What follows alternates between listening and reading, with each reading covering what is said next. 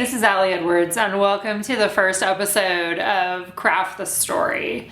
In this video series, we're going to be talking about a wide variety of memory keeping projects and documentation over the course of the next year. My plan is to show up here with you guys every Friday and have some sort of video talking about something related to memory keeping. It might be organization, it might be some storytelling or journaling tips, it might be a process video that shows you how I create something specifically. Lots of different things that I am looking forward to talking about and sharing with you guys over the course of the next year. When I was thinking about how to kick this off, one of the things that I thought most about was the idea of talking about what are the projects that I am planning on tackling in 2021. What kind of documenting do I want to do? Now, I highly recommend for anybody who's thinking about doing any kind of scrapbooking or memory keeping, especially if you've done it in the past, is to think about what's worked for you and what hasn't worked for you. I know sometimes a lot of people get caught or stuck in feeling like this is the way that it has to be done. It needs to look like this, it needs to go in these pockets, it needs to be outside of these pockets. We can easily get stuck in thinking things are very rigid. And so one of the things that I'm doing in my own life is trying to break free of that a little bit and give myself a little bit more flexibility in how I approach telling the story of our lives. In case you guys don't know, I have been doing memory keeping related things since 2002. That was the first time that I started a scrapbook. My son Simon he was almost 1 at the time when I started. So almost 20 years ago now, scrapbooking and memory keeping and documenting are simply a part of the way that I live my life. I do a variety of different projects over the year that you can read about on my website, and I'm going to talk about some of those today as I outline the kinds of projects that I want to do this year. Now, as I go through my list, I want you to keep a couple things in mind. Number one, you could pick one of these projects to embark on this year, and that might be enough documenting for you. Just because you have an interest in memory keeping or scrapbooking doesn't mean that you have to do every single project. I think it's nice to keep in mind that this is my job. This is what I do for a living. And so the projects are part of the way that we make it through the year. But that said, these projects are also things that I hold very dear, and that over the years of doing these projects over and over again, I've learned a ton about myself. I've learned a ton about my family. Really, bottom line for me is that doing this sort of documenting and memory keeping helps me make sense of the life that I'm leading, and helps me make choices as I go through, because I'm able to look back and see, oh, how did I feel at that point in time, or what were the things that were important to me then compared to now. Lots of opportunities for reflection, and you'll see that pop up in some of the projects that I choose to do. All right, so I'm going to go down the list and just briefly tell you guys what projects I'm going to embark on this year. This is also in a post on my blog, so if you want to read it in the written format, you can do that as well. So for me in 2021, I have kind of 7 projects that I will be doing over the course of the year. Some of these projects are longer and they extend over the course of the year. Some of them are one-day projects, some of them are week-long projects, some of them are month-long projects. I am a huge advocate for projects that have a beginning and an end rather than being ongoing. That's just a personal preference for me, and you're going to see that reflected in some of the choices that I'm making for this year. Okay, first up, in terms of storytelling for me in 2021, I will continue to use the story kits, which is one of our subscriptions, as a jumping off point for telling. I usually tell about 3 to 4 stories with each kit per month. The stories or the projects that I do with the story kits, that is a part of the subscription. So I do a class for those projects and the showing how I use the things that came with the kit. Like I said, I usually tell 3 to 4 stories per month using whatever the theme is of the story kits as a jumping off point. So the theme for this next month is action. So I'm going to tell 3 or 4 stories that relate to the concept of action. Now, for some people, this may be a completely different way to approach memory keeping, because many people come at it from a chronological approach, right? That I need to go back in time and I need to tell up to today, or I'm going to start today and I'm going to tell my story going forward in a very linear kind of fashion. And that's not the way that I approach all the different kinds of stories that I tell. I have some projects that are more linear, but in general, I love being motivated by a word or a theme to then tell a variety of different stories. They may be from my childhood, they may be from when I was in college, they may be from 10 years ago, but they also might be from today. So I use the prompts in the story kit as the jumping off point. Just last week, we opened up a story kit classroom for free, so no obligation to sign up. It doesn't, if you gain access to this classroom, it doesn't, you're not like auto enrolling in anything, but you can go ahead and see what's involved in the classroom piece of the subscription. So with those subscriptions, we have a story kit, we have a story stamp, and then we also have what's called a story class, where you get the digital kit. So some people really love that piece. But you can access this free classroom. You can see what is it like, what's the presentation like, what are the process videos like. One note I've been telling people too is that this theme, the theme that you have access to, is called First. In that classroom, when we first started doing this subscription, I did one video that included all of the different projects. When you subscribe now, and if you come into a current classroom, I do separate videos for each project. So just a heads up about that. But you can go ahead and check that out. The link is below. You can gain access so you can see a little bit more about that and figure out, is this the right fit for me? Or is this just not even something that I'm interested in at all, which is, I totally get. So story kits will be one of the main places that I tell stories this year. So coming from that place of a prompt or a specific theme that I'm focusing on. The next documenting project that I will be doing in 2021 is One Little Word. One Little Word is a project that I started, I think in 2006 was the first year that I had a word. In 2011, I started offering a workshop with the absolute goal of just giving people an opportunity to reconnect with their word through a simple monthly prompt. So that is something that I will be working on. For One Little Word, I usually do that in a album. In a 6x8 album again. We also have a journal option for people that want to work on it in a journal format, or maybe you want to just have a little more freedom, more flexibility. Lots of different ways that you can approach documenting your journey with your word. I consider One Little Word is a memory keeping project.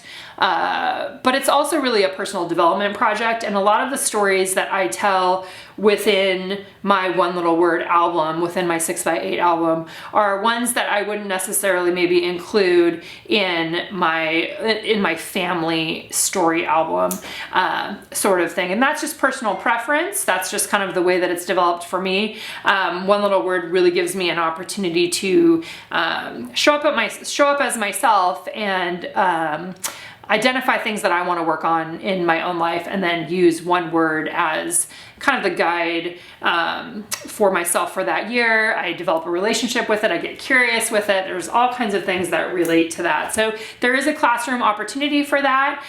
If you're interested, you can read more about that below. Otherwise, you can always just pick a word and create your own project and or relationship with a word over the course of a year. But that's a little bit of the documenting.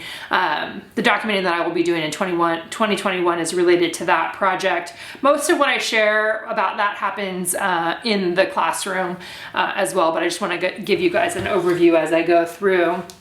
Another project that I will be embarking on in 2021 is called Day in the Life. And Day in the Life is something that I'm now doing pretty much twice a year. I do it at the beginning of the year, or within the first half. I do it once in the first half of the year and then once in the second half of the year. And Day in the Life is a one-day documenting project. It is a great entry point project if you're curious about everyday life storytelling and you want to consider playing along as part of our community. We have a community of people that do this project, and I have documented these single days in my life a variety of different ways over the years. Some years I've done a 12 by 12 scrapbook layout. Some years I've done it in a 3 by 8 album. We sell products to support this project, and those will be coming out, I believe, later this month in January. Those will be released, and then we actually pick the specific days after the products are released. Again, products are they're not a requirement, but they are created to help support your own storytelling adventures. And so with Day in the Life, what I will do is I will pick a day and I will let the community know what that day is. And then I will go about my day documenting specific things. Sometimes I have a lens that I will use. A lens could be something like gratitude. So my documentation for the day may be seen through the lens of gratitude, meaning as I go about my day, I am looking for things I am thankful for, I am taking pictures of them, and then I'm writing them down, and at the end I bring them together into some sort of an album format or a single page format. Sometimes we use the lens of hourly, like an hourly lens, where each hour I'm awake, I have an alarm on my phone, and I take a picture of wherever I'm at or whatever I'm doing on that particular day, and that becomes the record of my day. So Day in the Life is great for a number of reasons. One, it's a really short duration project. Because it only lasts a day, right? You're doing the documenting portion for one day, and then you're taking a little bit of time to put it together into a way where you're actually, making it visible. It's also great because it's just a low commitment or a low overhead kind of project, and it's also great because I really value the everyday life storytelling that comes from that. The opportunity to document the rhythms and routines of our family at any given point in time. I love looking back at past projects to see what's different and what's the same, because a lot of times we think that everything is the same when really it's not, or there are pieces that are the same and pieces that are different. I also love the invitation for just everyday life photography, for going around my house, taking pictures of the way that things are set up, or related to the season of year, those kinds of things. So that's Day in the Life. So again, that will happen twice this year. Similar to that, we also do Week in the Life, which is a week-long project, and that usually happens in May. We've kind of had, for a number of years, it varied different times of the year, but we will, most likely it will be in May or around that time. We generally wait until we have products in our warehouse before we set the date, so that we know when things are going to be available, and then we take into account our international customers, that things can take longer to get there before we begin actually embarking on the project. But Week in the Life is essentially Day in the Life times 7, right? So you're picking one week and you are doing a deep dive into what does your life look like right now? What are those everyday life basic routines and rhythms that we often take for granted, or we just live through them because that's what it is. This project gives you an opportunity to write those things down, to capture via the lens of your camera and via your pen or keyboard. What does your life look like? What does it look like right now? And with that project, I always talk about how, I wish that I could see what a week looked like when I was a teenager, and my parents took a lot of photos. So we actually have photos so I can go back and I can see what I looked like. I can see pieces of the inside of our house. I can see those kinds of things. But there isn't any writing that goes along with it. So there's no storytelling that talks about, what was I into at that point in time, or what was my family into? What were the rhythm of our day, the rhythms of our day, who was driving where and when, and what kind of sports were happening, all those really basic everyday life things. And for me, having 1 week each year where I'm documenting those rhythms of that particular time, and obviously things change and ebb and flow over the course of the year, but taking that 1 week once a year and doing this project, it's really important to me, and I love being able to go back in time and look at what did our life look like, in 2005. I think 2005 was the first year that I did that project, and I've done it every year since. What does our life look like now compared to then? What are the things that are important to us now versus then? Those are the kinds of things that come up for me with that project. So I'll be doing one little word throughout the year. Day in the life will happen twice this year. Week in the life will happen again probably in May or sometime late spring. Another documenting project that I am going to embark on this year, and we did this last year for the first time, is a fun kind of self-portrait project called Pieces of Me. And we are taking that Pieces of Me concept and we are tweaking a few things, and you're gonna hear more about that later in the year, but we'll be doing that, I think, more information within the next couple of months about that. We're kind of taking it to be a pieces of life, where it can be pieces of home and pieces of me and pieces of us and pieces of you, and kind of broadening the types of stories that can be told using that lens, right? What are the pieces that make us up who we are, and last year what we did, it was just basically an Instagram challenge of, we had 5 specific things for people to take photos of over the course of a week. And so we'll be doing something similar to that this year. And like I said, more information about that will come out probably later this month. All right, and that was also a really fun, Pieces of Us was a really fun community project, and it was awesome to see how other people were documenting themselves and the pictures that they took, and it was just very inspirational as a way to bring in our own stories into the memory keeping and documenting that we do over the course of the year. In 2021, I will be embarking on December Daily again. That's one of my core projects that I do each year. We generally release our new product collection each year in September for that project. And for me, it kind of starts then and it just goes on throughout the rest of the year. But it is a 25-day documenting project that goes from December 1st through the 25th. Some people who embark on this documenting project go the full month. Some people start in November or after Thanksgiving. They kind of incorporate all of the holidays.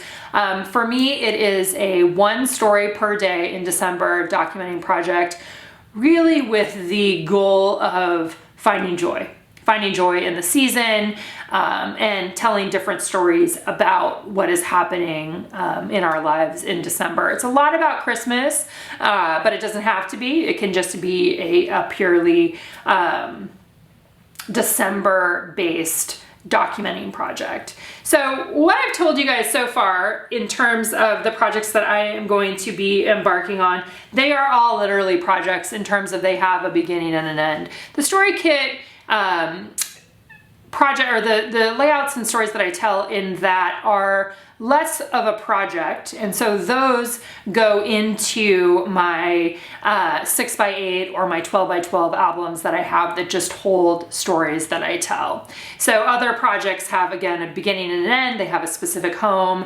goes into that. So this year, obviously, I'm going to be doing this YouTube series, which I'm super excited about and really looking forward to the challenge of video, and also just having, I'm looking forward to having a commitment to showing up here every week and doing something related to memory keeping, whether or not I'm making a specific project or we're talking about something related to memory keeping. That's what I'm really feeling excited about doing this year. One of the things that is not on my list this year is I am not planning to do project life in the traditional sense or in the way that I have approached it in the past. And for some people that might feel shocking. Last year in 2020, my project life approach was to do it monthly. So I started doing project life, which is an annual, I would call it an annual documenting project or an annual documenting approach that was popularized by Becky Higgins. And 2010 was the first year that I did that, and I've done it 2010 through half of last year. I think that there's another year in there where I didn't complete the whole year. From 2010 to 2018, I did it weekly, and that meant each week I did a weekly spread in a large 12x12 album that highlighted different stories from the week, and I always took it as an overview, right? I'm not trying to tell every single story that's happening. It's a very chronological. It follows the flow of the year. There's a lot of things that I really loved about it. I love going back and looking at all of those photos. I love the little bits of life that I have captured in those albums. In 2019, I did it monthly. I took a monthly approach instead of a weekly approach, and I enjoyed that. And then in 2020, I decided to continue doing it that way, the monthly approach. I did it, I've completed about half of 2020, I think to June, and then I stopped. And I stopped because I was having a hard time generally, I think, and many of us, all of us that have made it through 2020 can probably understand that to a certain degree. I think for some people, having memory keeping probably rooted them in the present and kept them present and gave them something to focus on. I tried multiple times to bring my album over to my table and start trying to tell the story of August and then telling the story of September. And I would get it out and I printed pictures and I would look at it, and something didn't feel right to me. So I'm trying to really listen, to those internal voices of that. And so I have decided to allow myself and give myself permission to set that project aside, and I am not going to document 2021 in a way that is in a weekly or monthly format. What I want to do instead this year is I want to simply tell stories. And I want to do it in a different kind of way that's not encased in the weekly or monthly format. I think that I honestly just need a break from that for a while to reassess for myself, like, is this the kind of memory keeping that's most important to me? Or is it longer stories? Or is it something that's more playful? Or is it going back to a more traditional style of scrapbooking? Like, I want some room for myself to be able to find out and see what happens. So what I'm hoping to do this year, and part of how I think that having a YouTube series like this is going to help, is it's going to give me an opportunity to do some of that kind of storytelling that's not within another project, but that is based on me living my life and paying attention and seeing what kinds of stories come up that I want to tell. That doesn't have to be weekly or monthly or have kind of that structure around it. And it's interesting because I am someone who really generally is a fan of structure, and I like having, you know, a set way to approach something. And I do that obviously in lots of the projects that I participate in and or lead. But this year I'm just feeling a pull to do something a little bit different. And so I'm gonna run with that for now. It is absolutely possible I will change my mind halfway through the year and be like, no, I want the structure. I want that formula of a weekly or monthly approach. And I'll be totally fine with that too. Like I feel like that's completely possible. So all that said, I'm looking forward to telling stories this year, potentially in a little bit of a different way than I have in the past, and seeing what comes out of that, what comes out of giving myself a little bit of space to be able to see what makes the most sense for me. And I feel like right now what I feel excited about is telling stories in the 6x8 album size. I will link a video for you guys that shows like what some of my 6x8 pages look like in my albums and why I really like that size. If you are embarking on Project Life this year, whether it's monthly or weekly, I want you guys to know that our members of our creative team are still planning to do that style of documenting. So you'll be able to get inspiration from them if you're needing it in terms of product usage. I am absolutely still going to be utilizing the products that we produce. Obviously, I can't use all of them. It's just not realistic. But I want to try something a little bit different. And so I appreciate you guys cheering me on, giving me a little bit of space to try something else and see what happens in terms of stepping away from that traditional Project Life setup, and just let's see what kind of stories we tell together. All right, all that to say, I am super looking forward to spending some of 2021 here with you and playing around and getting curious and investigating all the different kinds of ways that we can participate in memory keeping and make it a part of our lifestyle. I'll be back here again next week with a new video. I'm gonna do it on Fridays, so they'll be posted. That's my current plan, is to post on Fridays. And if you guys have something specific that you'd like to see me cover in one of these weekly videos, I would love to take suggestions from the community. I think it's gonna be a really fun way to work together this year. If you guys have any questions, please feel free to leave them in the comments below. And if you don't want to miss any of the videos over the course of this year, please hit subscribe, and we'll see you back here again soon.